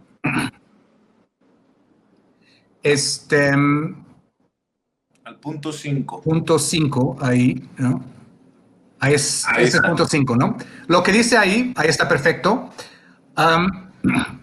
Tal vez lo más dañino de todo, Smeargate, que fue un escándalo en este momento, efectivamente terminó lo que pudo haber sido el plan de Gordon Brown, el entonces primer ministro, para convocar a una elección general esta primavera, basado en el aumento en las encuestas que recibió siguiendo su sólido desempeño en el G20, ¿no? El candidato parlamentario prospectiva de los laboristas para Burton Ridge, que es uno de los distritos electorales ahí, Ruth Smith, y luego dice, miren, en el párrafo, strictly protect, ¿no? Strictly protect, es decir, estrictamente proteger. Eso es lo que ponen cuando tienen a alguien en esos cables que quieren justamente proteger, ¿no? Es decir, ¿por qué el gobierno de Estados Unidos en sus cables diplomáticos revelados por Wikileaks, justamente Julian Assange, tenían a este Ruth Smith como strictly protects, ¿no? ¿Por qué la estaban protegiendo? Si era de otro país, si era una candidata al Parlamento de Gran Bretaña, de otro país, ¿por qué la querían proteger? Es decir, ¿qué daba ella a cambio? ¿O qué sigue dando a cambio? ¿No? Muy interesante eso, ¿no? En el contexto de Wikileaks, el caso de Assange, en el caso de Corbyn, y ahora en el caso de AMLO, y pues, pseudo nombramiento como tirano del año. Entonces, ahí es cuando notamos que esta gente forma parte de una red internacional, ¿no? Y tenemos que siempre tener la mira lo más amplia posible para ver todas estas redes internacionales que están operando. Ruth Smith con el gobierno de Estados Unidos. Ruth Smith ahí con su organización contra AMLO, que también pues es y fue aliado de Corbyn, que lograron destruir plenamente, incluso al costo de que su partido perdiera la elección. Es decir, esta gente es tan nefasta que incluso prefieren que su propio partido pierda una elección que pudieran haber ganado con tal de destruir a alguien que ven demasiado a la izquierda, ¿no? Entonces es un tipo de progresismo, entre comillas, progres, que realmente son muy peligrosos, ¿no? Vemos, creo que un caso aquí en México, no voy a decir nombres, pero creo que sabemos a lo que me refiero, que hay personas que incluso preferirían que pierda el partido de izquierda con tal de avanzar sus propios propósitos, ¿no? Y es incluso más peligroso que la derecha en sí. La derecha en sí sabes exactamente quiénes son y pues qué representan, ¿no? Pero los progres que están desde adentro, ¿no? Como esos Ruth Smith, como Index Ansel, hay que tener mucho cuidado con ellos. En cuanto al caso de Assange, Alina hizo una excelente exposición, nada más yo agregaría 2 puntos. Es importante recordar por qué y para qué, ¿no? Assange está encarcelado, porque él divulgó información acerca de los crímenes de guerra de Estados Unidos en Irak. Sobre todo, especialmente, un video crucial que mostraba un helicóptero estadounidense matando a civiles en la calle como si se tratara de un juego de video. Si no lo han visto, pues si tienen el estómago para eso, ahí está en redes, pero es uno de los videos más espeluznantes que van a ver en su vida. Y luego los que hacen el video, pues echan chistes y bromas al respecto de eso. Si no fuera por Julian Assange, no habríamos sabido de esos actos, esos crímenes de guerra abiertos, impunes de Estados Unidos en Irak. Y digo impunes porque Estados Unidos simplemente no forma parte del Corte Criminal Internacional. Se niegan a formar parte de ninguno de estos tribunales internacionales o ninguno de esos acuerdos. Entonces, todos estos crímenes de guerra han quedado impunes. Los que sí han sido castigados y perseguidos es Julian Assange, por un lado, y Edward Snowden, por el otro, que sigue en Rusia, donde va a cumplir ya casi una década, ¿no? En Rusia por divulgar otros secretos sobre el espionaje del National Security Agency, la Agencia de Seguridad Nacional que espiaba y sigue espiando a gente de todo el mundo, ¿no? Assange está encarcelado por eso, por revelar crímenes de guerra del gobierno de Estados Unidos, y lo quieren perseguir en Estados Unidos bajo la ley del espionaje, que es una ley que remonta a la Primera Guerra Mundial y que fue promulgado por el entonces gobierno de Woodrow Wilson para atacar a personas que estaban en contra de la Primera Guerra Mundial, que estaban en contra de la participación de Estados Unidos en la Primera Guerra Mundial, ¿no? Pero usarlo contra un periodista, ¿no? Es decir, acusar a un periodista de espionaje, usando la ley de espionaje, para revelar secretos de crímenes de guerra del gobierno de Estados Unidos, asentaría un precedente absolutamente autoritario, y muy, bueno, da mucho miedo, ¿no? Porque a Assange no lo van a poner ahí un par de meses, quieren darle 175 años de cárcel con todos los cargos sumados. Entonces es una sentencia de muerte para el que ya está enfermo, que ya está sufriendo de crisis mentales y físicas a raíz de, bueno, haber estado internado en la Embajada de Ecuador durante largos años sin poder salir y ahora un trato subhumano en la cárcel de Belmarsh en Londres. Entonces estamos hablando de una persecución infame que busca acabar con la vida de alguien acusando a un periodista y espía, ¿no? Mientras los que hicieron las cosas que reveló Assange siguen libres como el viento. Mi querida Alina Duarte, ¿por qué no cerramos invitando a la gente a tus redes sociales? Sé que estás al pendiente de todos estos temas y por favor compartamos antes de que se nos quemen los frijoles y se nos caiga la señal, mi querida Alina. Ando ahí sufriendo con el internet también, pero bueno, muchísimas gracias, Vicente, por invitarme a hablar sobre este tema, darle seguimiento y que pues Sin Censura se haya vuelto también un espacio en el cual podamos coincidir para seguir hablando de libertad de expresión y de luchas por otro mundo posible. A mí me encuentran en Twitter en @AlinaDuarte_, en Instagram _Alina Duarte, en facebook.com/Alina Duarte Periodista y todos los días aquí en Sin Censura. Te mando un abrazo a ti, a Kurt, también a David, a Ceci, a todo el equipo, pero sobre todo también a la audiencia de Sin Censura. Te mando un abrazote, nuestra corresponsal, nuestra reina de Xochimilco, Alina Duarte, y a ti te pido, Kurt, que pues estemos siguiendo estos temas, ¿no? El día de hoy estaba viendo que el peso sigue ganando terreno frente al dólar, 18.70 pesos por dólar, no se había visto esto en décadas, y bueno, hoy el presidente dice que está muy satisfecho con la cumbre, insiste en este acuerdo para la integración. Seguramente habrá mucho más que analizar para la audiencia de Sin Censura. ¿Con qué cierras? Y obviamente que no se nos olviden tus trincheras para la audiencia de Sin Censura, Kurt.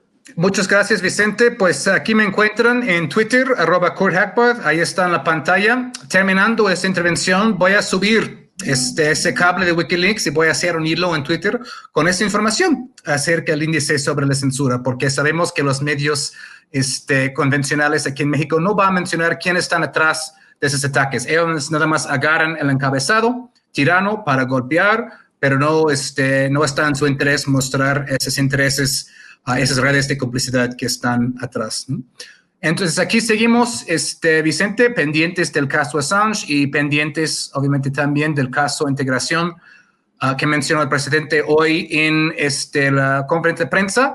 Pues hay preguntas acerca de eso. Yo creo que, como mencionamos en una sesión anterior, es claro que AMLO, viendo que Estados Unidos va aumentando tensiones con China en el Pacífico, con el asunto Taiwán, básicamente está diciendo, mire, en América del Norte, aquí estamos nosotros, ¿no? Al mismo tiempo que está recibiendo mucha inversión México a través del nearshoring. Entonces es un juego muy interesante. Pero hay que hacer preguntas acerca de qué tipo de integración está hablando, ¿no? ¿Es de una integración económica o qué? En la Unión Europea, este libre tránsito de productos está vinculado a un libre tránsito de personas. No creo que Estados Unidos tenga eso en mente, ¿no? Pero pues es un importante pilar de otras instituciones mundiales que no se puede tener libre tránsito de productos sin libre tránsito de personas, ¿no? También, si hablamos de integración, por ejemplo, ¿no? Este protocolo del Pacífico, ¿no? Que la izquierda estadounidense estaba tan en contra en la época de Bernie Sanders, porque a veces la integración implica, por ejemplo, esos paneles de disputa, esos paneles de controversia. En el caso del Protocolo del Pacífico, esas controversias inversor-estado que ayuda a las grandes empresas a evitar los tribunales nacionales y llevar todo a esos paneles internacionales de disputa que normalmente toman el lado de las empresas. Y esto podría tener el efecto de desviar leyes nacionales de México y los tribunales nacionales. Entonces, hay que tener mucho cuidado en el tema de la integración, que el tema de integración no implique una cesión de soberanía nacional, ¿no? Y creo que ese es un tema que va a seguir, pues, a mediano y largo plazo. Muy bien, pues te agradezco mucho, Kurt, por acompañarnos en este día, en este martes 17, y nos vemos aquí en otra mesa de diálogo. Claro. Con mucho gusto, te mando un abrazo. Hasta luego, Vicente. Gracias. Es Kurt Harvard, periodista independiente y orgullosamente miembro de esta familia sin censura. Voy a la pausa comercial y regreso para cerrar con el tema de Emilio Lozoya Austin, pero que sea después de agradecerle a nuestros patrocinadores. Estás escuchando Sin Censura con Vicente Serrano. ¿Sabía usted que hay... Amigos, amigas, regresamos en breve, pero mientras seguimos hablando sin pelos en la lengua, sin censura, usted puede suscribirse a nuestros 3 principales canales en YouTube. Sin Censura Media, en donde tenemos más de 1.600.000 suscriptores, Sin Censura TV, en donde tenemos más de 1 millón de suscriptores, y en Sin Censura Presenta, en donde queremos llegar muy pronto a los 100,000 suscriptores. Si usted ya está inscrito en Sin Censura Media, suscríbase en Sin Censura TV. Si ya está suscrito en Sin Censura TV y Sin Censura Media, suscríbase a Sin Censura Presenta. Recuerde que es gratis, no tiene que sacar un solo centavo de su bolsillo para apoyarnos. Dele clic en la campanita para que los señores y señoras de YouTube envíen las notificaciones cuando estemos transmitiendo en vivo y en directo o estemos subiendo videos. También nos puede seguir en Twitter en @Vicente Serrano y hasta en Instagram. Ojo, también estamos en Instagram. Son nuestras redes sociales y con el apoyo de ustedes seguimos creciendo, porque con ustedes todo, sin ustedes nada.